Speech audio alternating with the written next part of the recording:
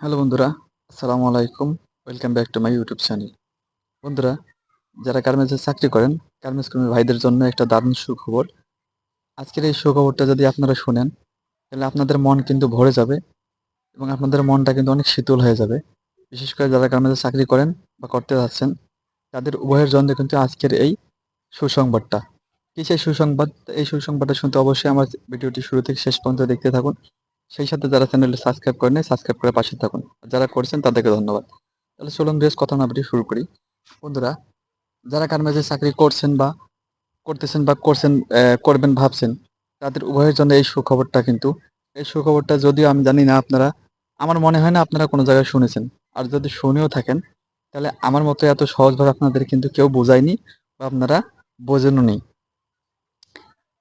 আমরা যারা গার্মেন্টসে চাকরি করি মূলত কিন্তু আমাদের দিকে কিন্তু কেউ সাধারণভাবে সুনজরে তাকায় না। বিশেষ করে কোনো সরকার হোক, বিজিএমই হোক বা গার্মেন্টস মালিকপক্ষের হোক, আমাদের কিন্তু গার্মেন্টস শ্রমিকদের কিন্তু দৃষ্টিতে কেউ কিন্তু আমরা কখনো আসি না।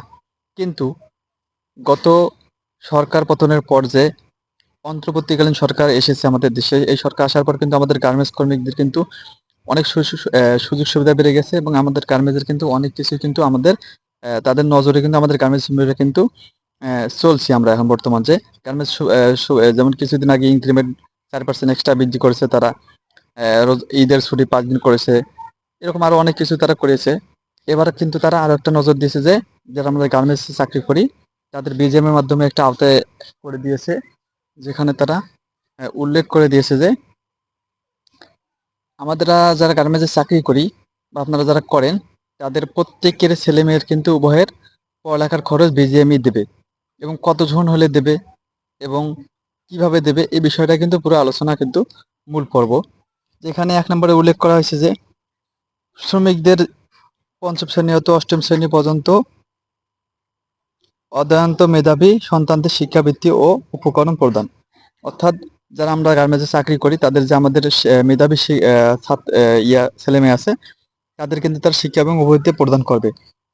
তারপর 2 নম্বর হচ্ছে যে বিভিন্ন কারখানা কর্মরত দক্ষ সুপারভাইজার থেকে উৎপাদন ব্যবস্থাপক পর্যন্ত কর্মীদের মূল্যায়ন স্বরূপ প্রশংসাপত্র প্রদান। এবং সেই সাথে তার আরো একটা সুসংবাদ দিয়েছে যে যারা গার্মেন্টসে আমরা সুপারভাইজাররা, বিশেষ করে যারা স্টাফ সুপারভাইজার আছে, তাদের যারা দক্ষ সুপারভাইজার তাদের কিন্তু একটা সার্টিফিকেট সনদ প্রদান করবে, তারা সেটা নিয়ে যে কোনো গার্মেন্টসে কিন্তু চাকরি করতে পারবে।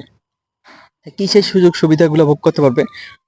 1, বিনামূল্যে চিকিৎসা সেবা প্রদান। 2, বিনামূল্যে ঔষধ সরবরাহ। 3, বিনামূল্যে প্যাথোলজি সুবিধা প্রদান। 4, বিনামূল্যে স্বাস্থ্য বিষয়ক পরামর্শ প্রশিক্ষণ প্রদান। 5 নম্বরে মরণোত্তর বীমা সুবিধা। 6 নম্বর অর্থনৈতিক প্রতিষ্ঠানে শিক্ষা প্রদান।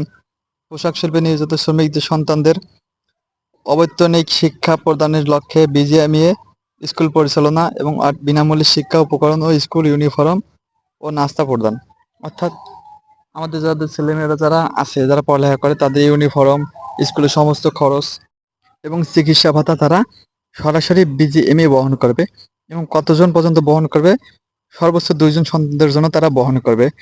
এখানে আছে উল্লেখিত যে পোশাক শিল্প কর্মরত শ্রমিক কর্মচারী মেধাবী সন্তানদের শিক্ষাবৃত্তি প্রদান, দক্ষ সুপারভাইজার থেকে উৎপাদন কার্যক্রম কর্মীদের সনদ প্রদান উপলক্ষে অনুষ্ঠান।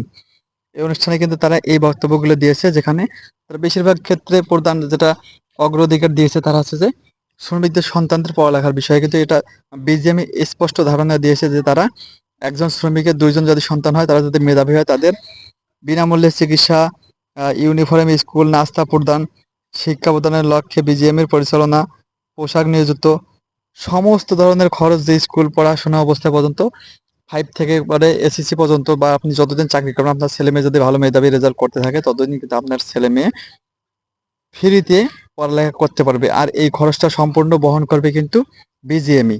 কিভাবে বহন করবে? আপনি যতদিন চাকরি করবেন ঠিক ততদিন কিন্তু তারা বহন করবে, যদি আপনার ছেলে মেয়ে মেধাবী হয়। তো এই হচ্ছে আজকের মূল বিস্তারিত আলোচনা। আজকে এ পর্যন্তই, দেখাবো নতুন কোনো ভিডিওতে। আল্লাহ হাফেজ।